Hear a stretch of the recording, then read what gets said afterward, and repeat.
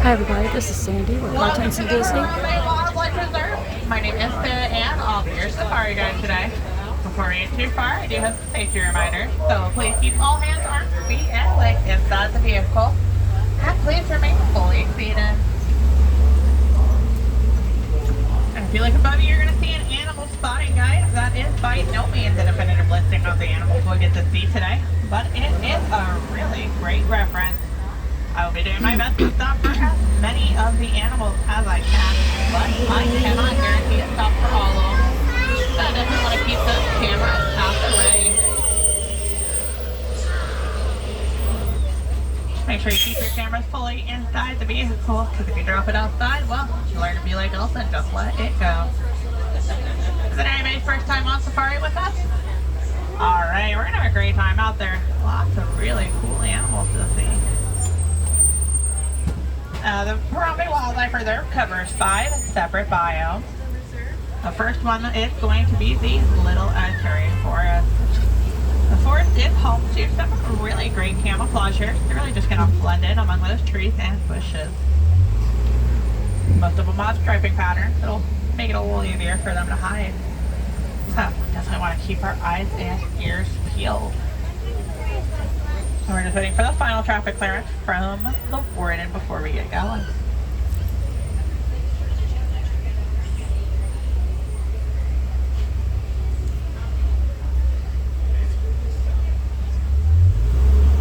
And away we go.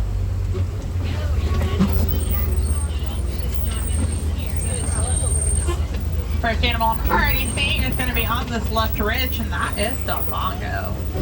They have that beautiful striped pattern that helps them hide better, especially among the bamboo. That looks kind of like sunlight filtered through. The bongo, they are known as the ghosts of the forest. That's because they move so silently amongst the trees. Also up on the hill, that tan-colored antelope, that is a greater kudu. Similar striped pattern to the bongo. On the right, on the top of the ridge, that is an okapi.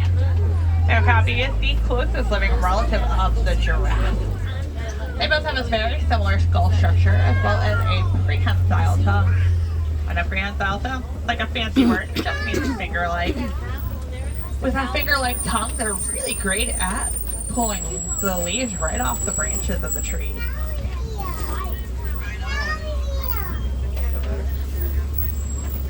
Coming up on the next hill, I see a bird up in the nest. That's a saddle-bill stork, named for that yellow saddle-like shape on its bill.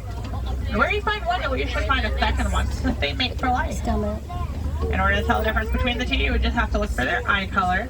The male has brown eyes, while the female has yellow eyes.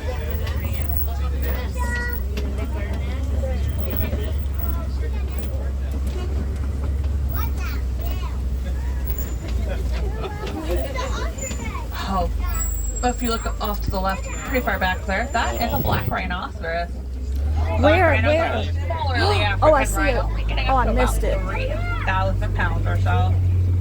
They've got a prehensile upper lip, making them really great foragers here in the forest. And they are kind of solitary. They really do like to be by themselves. Very rarely will you see two of them together. A couple more greater kudu hiding in the bushes there. Almost flooded right in. I did not see any horns on the greater kudu we were seeing. Another black rhino. Just over that bridge. And see any horns on those greater kudu, so I believe they are females. Males are the ones with the horns. They'll also weigh about twice as much as the female. Now we're going to head on out of the forest and on over to the Safi River. Safi River is home to aquatic animals, so we'll start watching the water and see what we can find.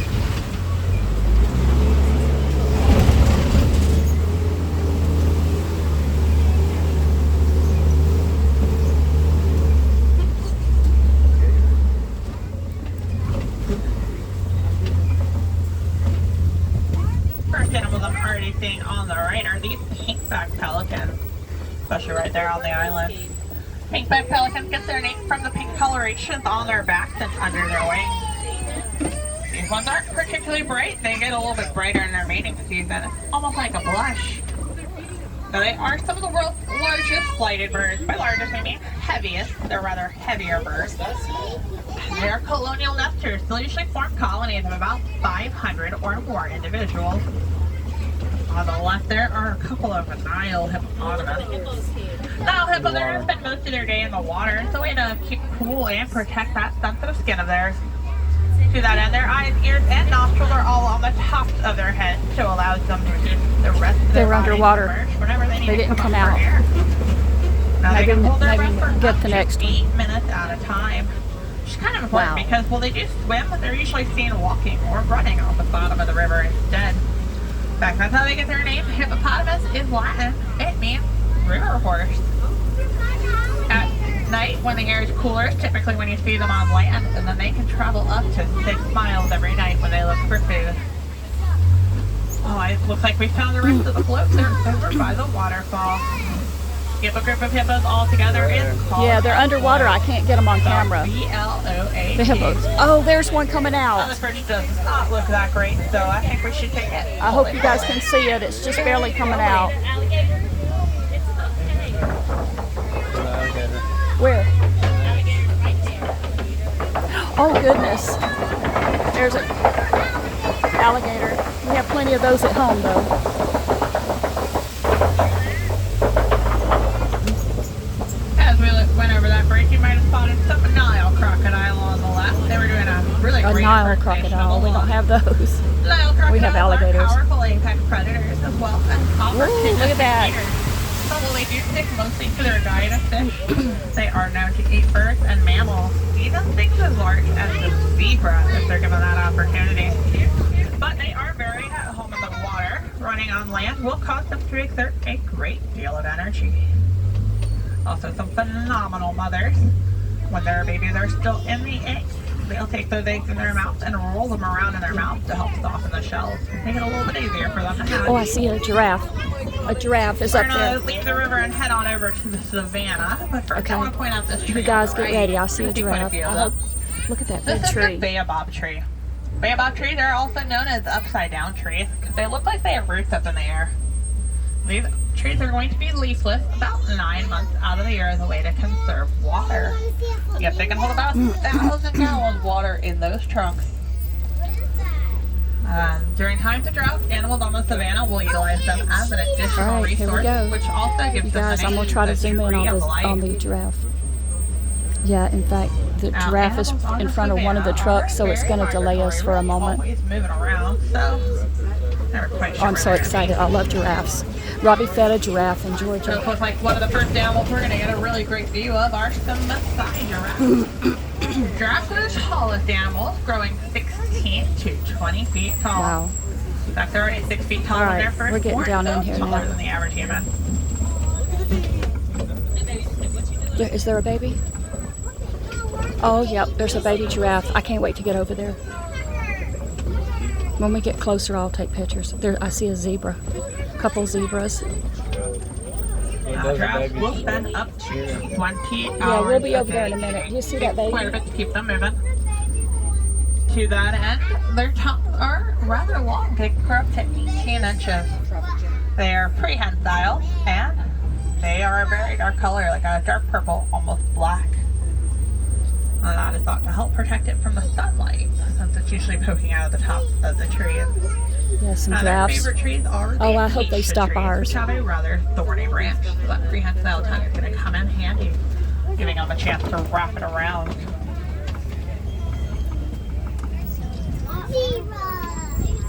Oh, so exciting. I can't wait to get up there. So there's giraffes in It the does way. look like there's going to be a little bit of a giraffic jam up ahead. A giraffe That jam. giraffe up over there was blocking the road, so I'll try to it's gonna zoom take in us a while we're minute to back get here. around. Oh, but coming over here, that is a Hartman's Mountain Zebra. Okay, here comes a And we know zebra. that this one is a Hartman's Mountain Zebra, partially based on its strength, and partially coming based this on its way. neck. So, if we get a good look at that neck, we'll be able to spot a thinner bit of skin called a dewlap. Yeah, it's kind of hangs down from the neck, makes it look a little saggy. But it is a thinner bit of skin where they have good blood flow, and that allows that blood to cool down. No two zebra has the same stripe pattern. They're all absolutely unique, just like the human fingerprint. But I did mention we could tell these were Hartman's Mountain zebras based on those stripes. So how can we tell? By looking at their rump. Yep, I know. Yep, that backside there. Those stripes get wider and a bit bolder. Hartman's Mountain zebras are the ones that have those bolder stripes at their rump. They also do not have stripes all the way around their belly. Yep. When close enough, you'll be able to see that those stripes stop. Oh, here comes some more. I think wrap there's a around. baby. Yep. All right, hold on. I'm going to try to get the baby zebra.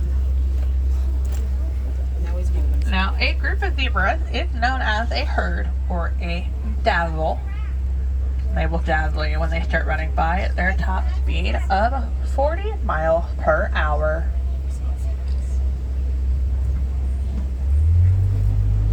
Right, we're moving. I gotta make it smaller. Hold on, guys. Yep, we saw 3 zebras. One was a baby. We're coming to the giraffes and more zebras. Okay, I gotta change hands. My hands get starting to hurt. The den, which is a great spot for predators. Oh, like Yeah, here's some vultures, but we have those at home. I'm probably not gonna film them. There's some more They're zebras. the best predators on the savannah.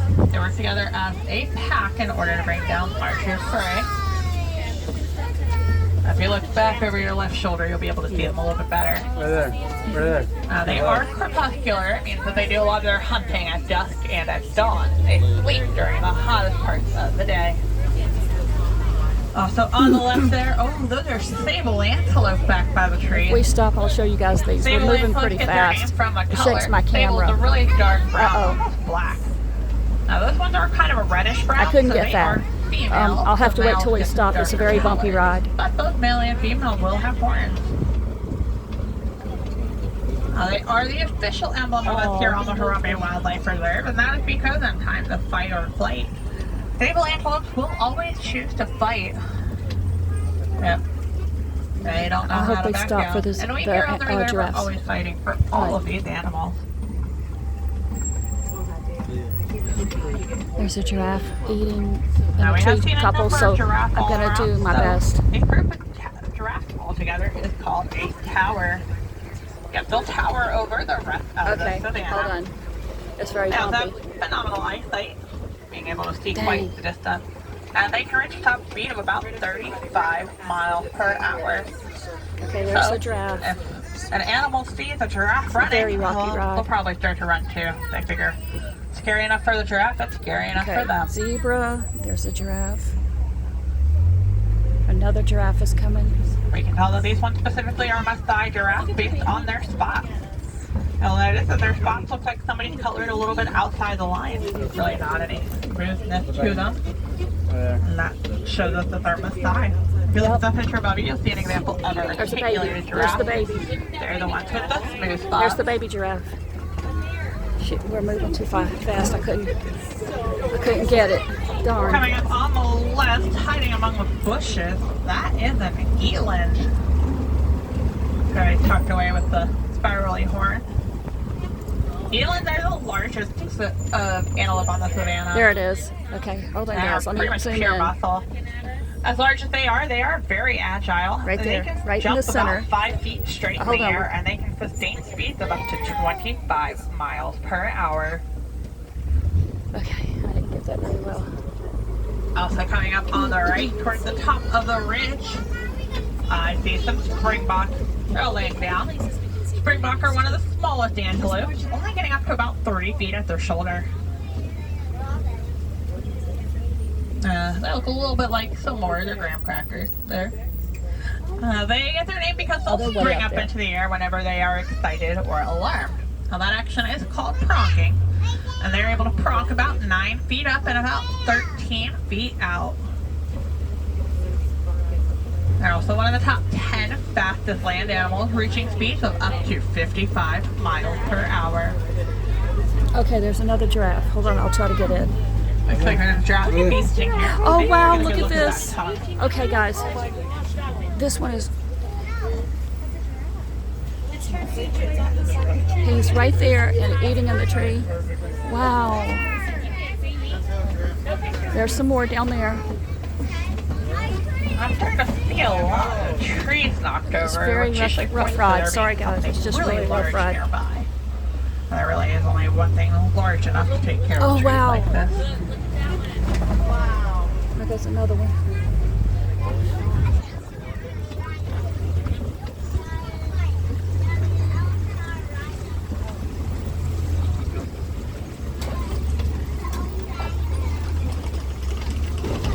This is a really, really fun ride. We're going to go to Gorilla Falls next. Take the gorillas. Oh, yeah, that African there's an elephant. over there. Yeah, that's the only thing really large enough to take care of those trees like that. They really do help take care of the landscape for the other animals. Okay, there's the elephant. African elephants are the largest animals on land. Oh, and on the Look, left there's a there, monkey. that's a mandrill. That's the largest Uh-oh. monkey in the world. Okay, guys. Those mandrills, males can get up to 100 pounds, which is pretty large. Okay, I gotta change hands. Hold on. This African elephant, let's see if we can get a sense of how large it is. Elephant. Oh, That's a goodness. closer view. More See elephants. how large it is. That one is a male elephant, so a bit bigger than the females. Yeah, females, they can get up to 8,000 pounds, so the males can reach up to 13,000 pounds. And they are going to have an amazing appendage in that trunk. The elephant trunk is an extension of their nose and upper lip. They're able to use it for pretty much everything we might use our nose and hands for. Going So over they're a used bridge. for breathing, eating, drinking, grabbing, touching, dust bathing, and communicating. Got several thousand muscles in it, 2 prehensile digits that can pick up things even as small as a coin, and it can hold a couple gallons of water. But the only thing they fully consume through that trunk is air. For everything else, it's just a holding vessel or a grabbing mechanism. I mentioned that one, it was a male based on their size, but also because they're by themselves. Now, male elephants, they're kind of solitary, a little bit more territorial, so they really do like to go off by themselves. But the African elephant is typically a more social animal, forming a matriarchy. So if you kind of group all together, you probably found the female and the young. I do think I see some more coming up on the left. Oh yes, it looks like we found the female herd. Oh, goodness. Okay, we're coming up upon the female elephants. Yep. By forming a matriarchy, they follow an older, more experienced female. She'll be the one that knows all the best migrations, remembering all the rough grazing areas, and watering holes year after year.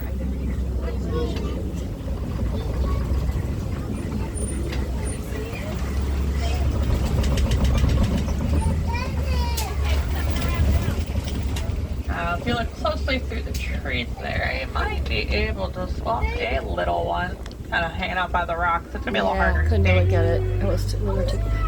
Here's some more coming up. Based on their size, I would estimate them to be around a year old. There we go, much better view. I'd estimate them to be about a year old or so, which is really still just a baby. Oh, they are? Oh, they got a little flower crown. There's the baby.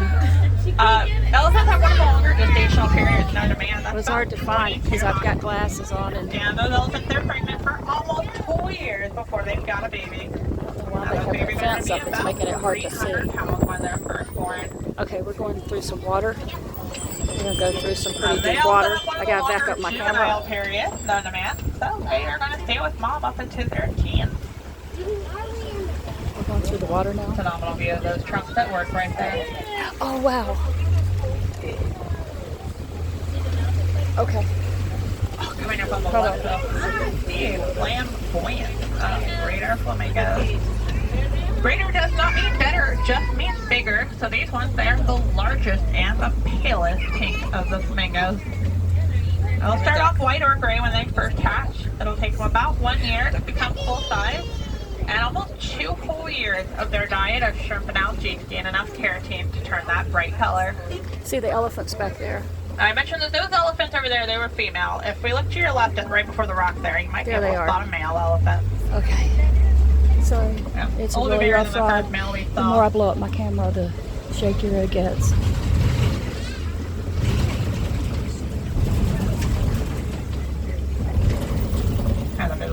the trees there.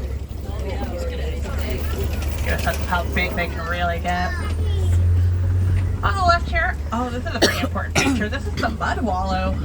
I know mud doesn't sound like it's that important, but for animals like those elephants or the rhinos, it is a rather important feature. They don't have fur to help protect their skin, so they're going to use the mud instead. It has cooling properties, and also it'll coat their skin, creating a layer like speck block and insect repellent. I do see some white rhinos over there, but we're not going to have a good view right here. So we're going to keep moving and see if we can find a better spot.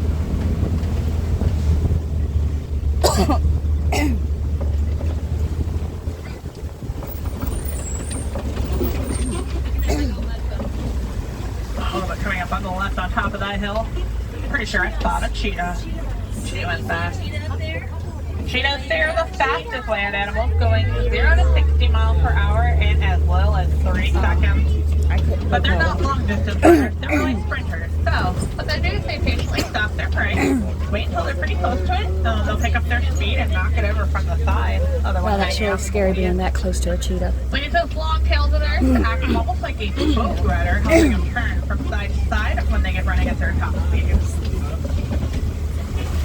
Now this rock formation is called a kopie. A kopie is a great spot for big predators, like Sorry, I have African real bad lions. allergies down here. African lions are unique among big cats because they're the only ones that hunt together as a group, as a pride. It's the females that do the hunting. Okay, Why here not? comes one. While the males stay back, guarding the territory, and the cubs. Hold on, I'm trying to get it. It's huge and it's very scary That and looks very like close she's to us. stalking some kind of prey. Yeah, she's stalking. Oh, perfect. She's stalking the white rhino up there in the bushes. Yeah, that's good tracking right there. Okay. That male lion is on the younger side. You can tell from that mane, it's not really grown in that much. It takes a while for those manes to become as luscious as we usually think of.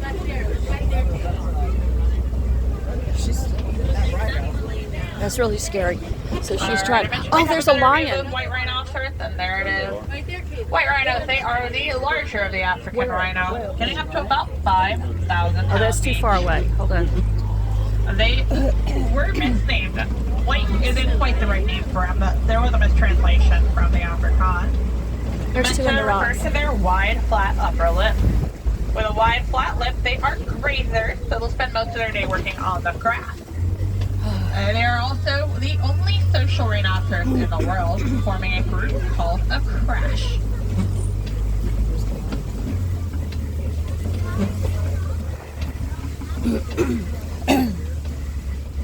She's gonna wait for us.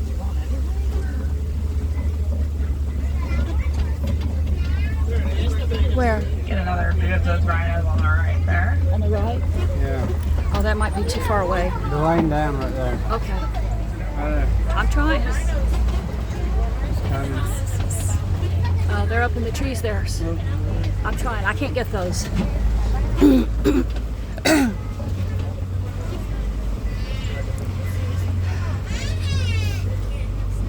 I need a Benadryl. Now coming up on the left, they're gonna look like hairy rocks, but there's a couple of warthogs really close to that grass line. Warthogs are the largest burrowing animals in Africa. They use their snouts and tusks of theirs to dig out their burrows, and then they back into them, leaving those razor-sharp tusks facing outward as a way to defend themselves. And when they get running, they can reach a top speed of 34 miles per hour, which is pretty fast if you consider how short their legs are. And if you ever see one running with its tail straight up in the air, that is thought to be a sign of alarm to the rest of the warthogs in the area.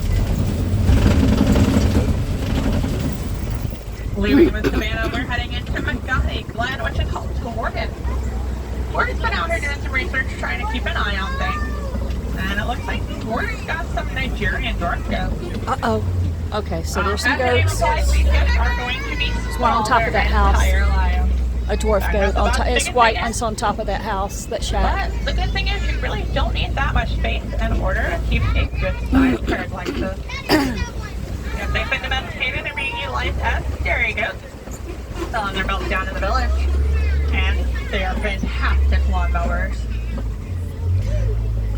I'll take us to the edge of the reserve, but not the end of your adventures. I'll be dropping you off the edge of the village right next to Gorilla Falls Exploration Trail.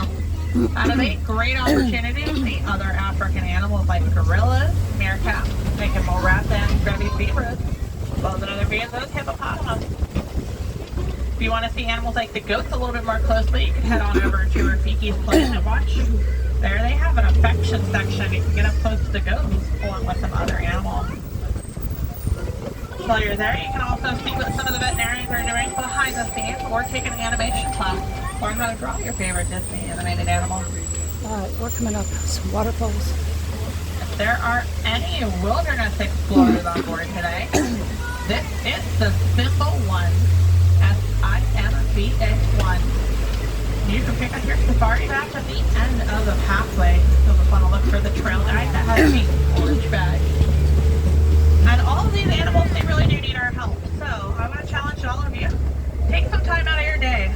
Look up your favorite animal and learn something about them and about their conservation efforts. Then take the time to teach your friends and family. A little bit of education is going to go a long way towards helping all Okay, of everybody, these animals. we're at the end of the tour. Now here in Harambe, we don't like to say goodbye. It's rather sad.